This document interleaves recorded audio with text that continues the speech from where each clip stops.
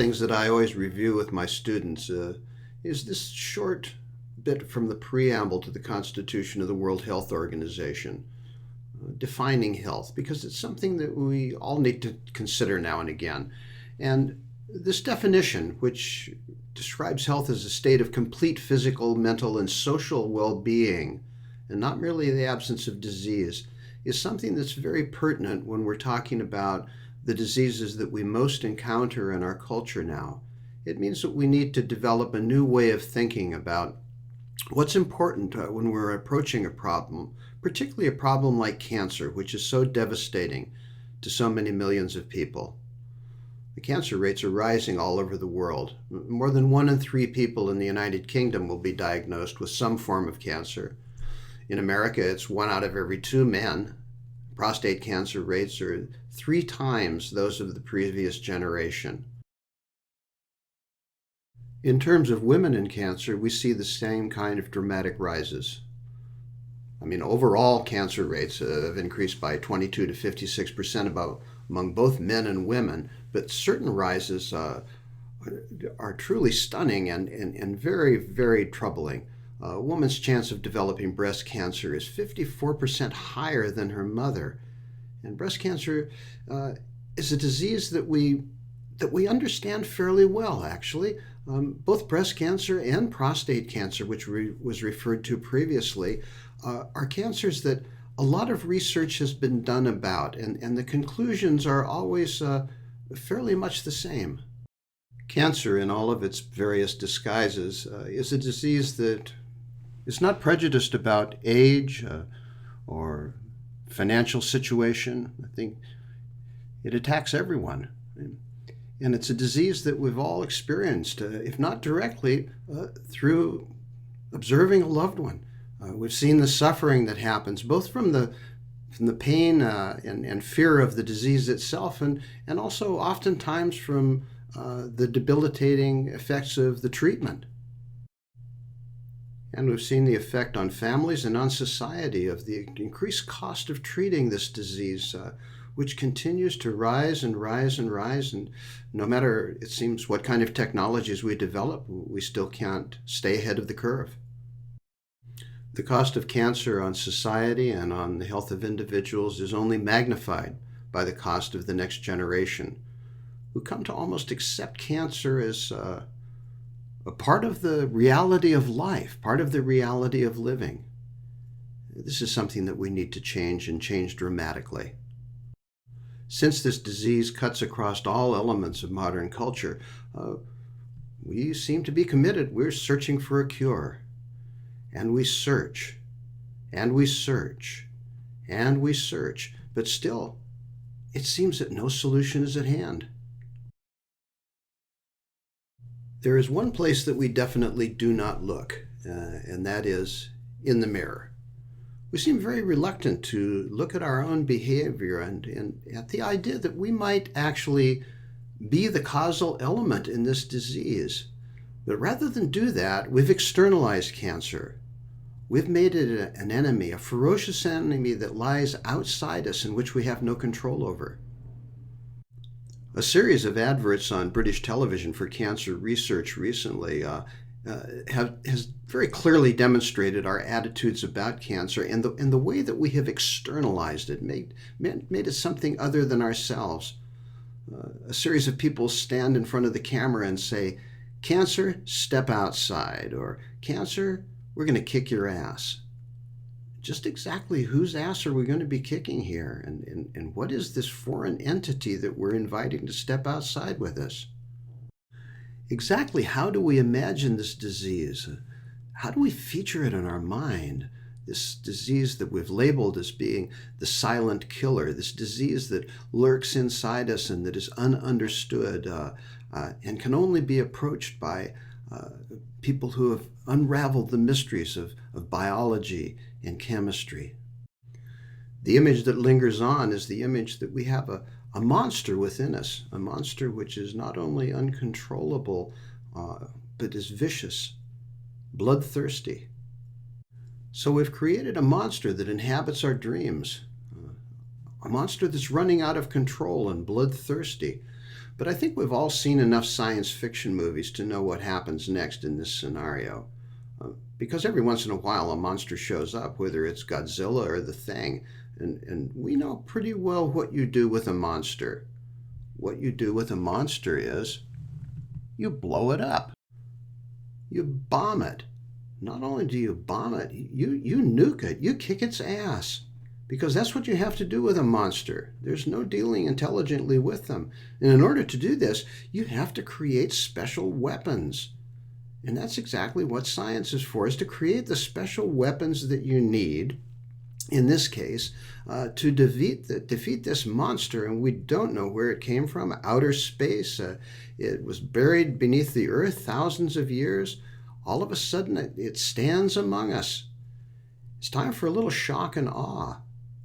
So our first task is, now that everybody's so concerned, is to decide how we can test. Is it lurking inside people? Even if the testing itself doesn't produce very many tangible results, and develop drugs. Maybe we can drug it, even if the drugs themselves are completely dangerous to our health and cause us to live in a way that strips away any trace of dignity that we might have. Or we develop new surgical techniques so that we can eradicate it at its source. Cut it out. These are the things that we do, and we do many of them with a particular kind of panic and a very naive sense of security, and the fact that all of the attention that we place and all the money that we spend is being spent for a good cause. But the war on cancer is a total failure. Reference is consistently made to survival rates with cancer, but what's not focused on is the fact that the incidence of cancer is going up all the time. So what the survival rate means is that people's lives are being prolonged a month, 2 months, 4 months, 6 months, in some cases years, and that's good, but always under the thumb of medical treatment. This almost always means continued medical treatment. So is there a solution? And what really is the problem? Well, the first part of the problem is that cancer is never really a single cause disease. It's caused by multiple factors in almost every case. Some of them are environmental, some of them are personal, a very small portion of them are genetic. But so we can't nail it down to one specific thing, but we can say that the primary cause of cancer is the way that we live, what is nebulously sometimes referred to as our lifestyle choices. And we can't forget the fact that cancer is big business. It is a raging industry, and we'll talk about how big that industry is in just a moment. But the cancer industry does not want simple answers. It's not in the vested interest of the industry to have simple answers that people can do themselves. And preventing cancer would mean that we need to change the way that we live. It is as simple as that. It's direct as that. Just change the way that we live. If we look at some of the things that we already know that have started to be improved, we can see the importance of this. One of them is the connection between lung cancer and smoking. In country after country, every place that smoking has gone down in the general population, the lung cancer incidence has gone down as well. This is simple. Anybody can understand this. Another direct cause of cancer are carcinogens within the environment. The National Institutes of Health has classified 54 compounds as carcinogens that cause at least one type of cancer in people. Now, politicians have to step into the gap here because this is something that's very difficult to control on your own, but we know that if you take those carcinogens away, the cancer rates go down. Next is a perennial favorite, and that is genetics. We love it when anyone suggests that there might be a genetic cause to a disease, because somehow we feel if it's genetic, it lets us off the hook. We don't really have to do anything because it's not our fault. It comes from external causes, in this case, our ancestors. What is not often talked about is the fact that people with any genetic predication to a disease are simply more inclined to develop it if they engage in the normal risk factors It has been likened to having a loaded gun. But if you don't pull the trigger, nothing happens and nobody gets hurt. Statistically, we're well aware that even when there's deaths in the family, where there seems to be genetic inheritance or where there's identified genetic inheritance, the risk is actually very, very small. Even among those cancers which are often talked about with the potential of a direct genetic link. We do know that there are other things, though, that are very, very indicative of cancer, which don't have anything to do to any of the above. Look at these obesity rates in England and Scotland and America. We know that obesity is directly linked with many types of cancer. And yet, most of the time when people talk about obesity, they talk about it in terms of heart disease or diabetes. And they don't really relate it to the fact that cancer incidence runs very, very high among people who are in the obese range. This, of course, makes sense since the most consistent relationship between anything that we do in our daily lives, more important than environmental issues, more important than smoking even, is the fact that the modern diet is directly related to cancer, to many cancers. And in some cases, we've even been able to specifically identify particular foodstuffs that are more potent in exacerbating cancer.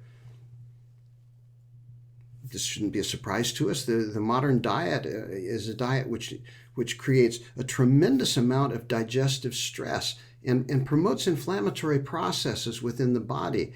And these inflammatory processes are increasingly seen to be implicated in every single degenerative disease, and cancer specifically. The truth of this is constantly overwhelmed by the cancer industry. According to the WHO, over 7.5 million people worldwide died from cancer in 2008. That's nearly 13% of all deaths. We need to understand that this is a problem of epidemic proportions, but the industry is not letting go.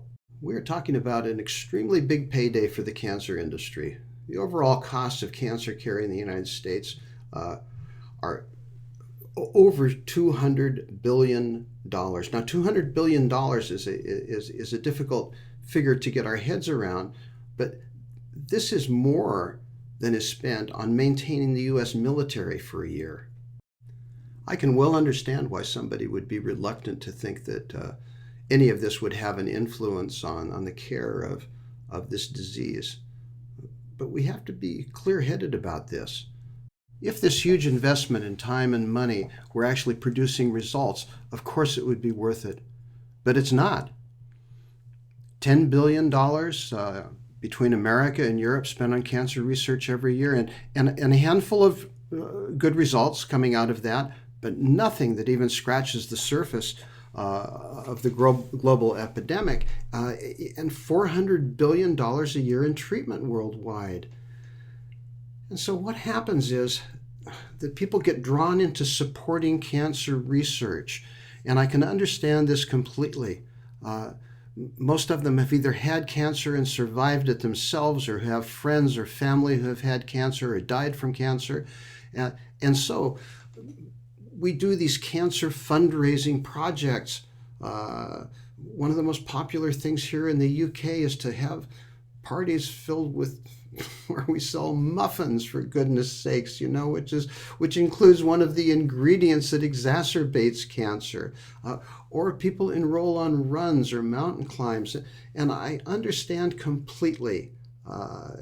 It's very difficult to be critical of this because I know that people's hearts are in it. They want to do something good. But what's really going to do good in the long run is not just pumping money into research and pumping money into increased invasive treatment. What's really going to work is when we start to face up to the reality that cancer is a symptom of the way that we live, and particularly it's a symptom of the way that we've chosen to nourish our bodies. For decades, researchers from all over the world have told us that there is no other influence aside from smoking which is primary to causing cancer. And our diet is filled with the foods, the overabundance of foods that are causal of this disease. Diseases like breast cancer, prostate cancer, pancreatic cancer, stomach cancer, colon cancer have all been directly related to the consumption of the foods that we eat, primarily dairy food, meat, and processed foods. These are the foods that are killing us, and these are the foods that we refuse to take out of our diet because we are accustomed to them, because we have an emotional connection with them.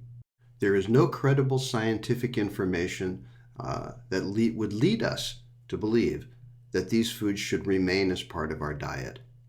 Obviously, transitions take time, but it's important that we focus on the future. What do we really want to create? Do we want to truly create a healthy society? Well, if we do, we have to stop the childish attachment we have to foods that we ate as children simply because they are comforting to us. So even though the science is in, the medical profession still lags behind. What's on your screen right now are some suggestions that were recently given to me by a friend, that were given to her by a friend of hers who has cancer. These are obviously meant to be used while a person is having chemotherapy, but just take a look at this list of foods that are being recommended for someone who has a disease that we know is related to food consumption.